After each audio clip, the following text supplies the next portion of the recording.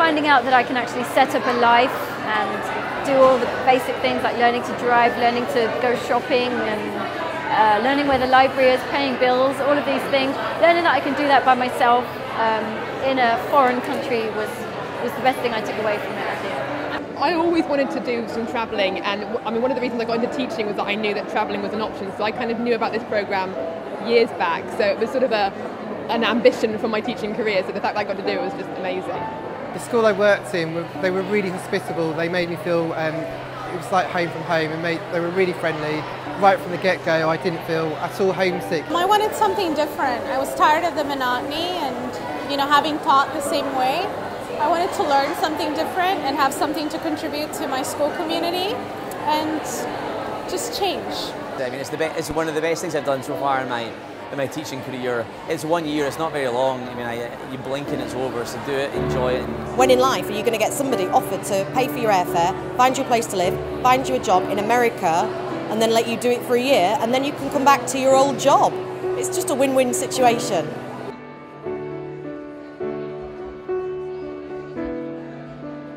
The best thing was meeting the children that I was teaching in my 4th grade class, and they were fantastic children. They made me feel so welcome, and I'm hoping that I'll be able to keep those relationships going through email and letters for as long as possible. I'm going to just keep going, I'm going to keep finding things I can use. It's not right, I've learned that, I'm doing that end product. It's an ongoing process.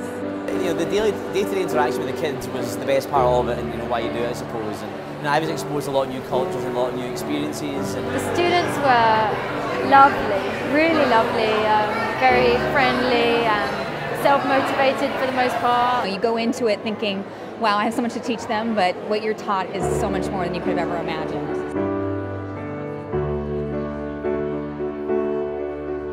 I was working in a completely different year group. I was working with pre-K children, which was a completely different experience for me, having taught much older elementary children in the past. I knew that in my career I wanted to be challenged, and I wanted to find something that could really just make me look at education a whole new way with whole new eyes, and I think it definitely did that for me. At first I felt quite anxious about it, but once I kind of knew I applied for it and was going to do it, it just felt really easy.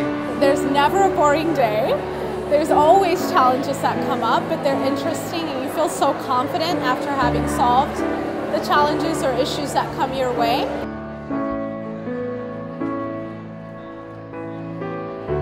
Even though I'm 34 when I went out there and I'm 35 now, I feel like I didn't really grow up properly until I spent a year living in America. I've come back now and I feel like a proper grown-up person.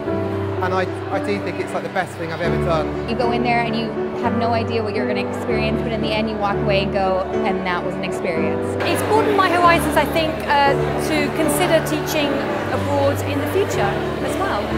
You're going to learn so much, not just about, you know, different teaching strategies, but you're going to learn so much about yourself.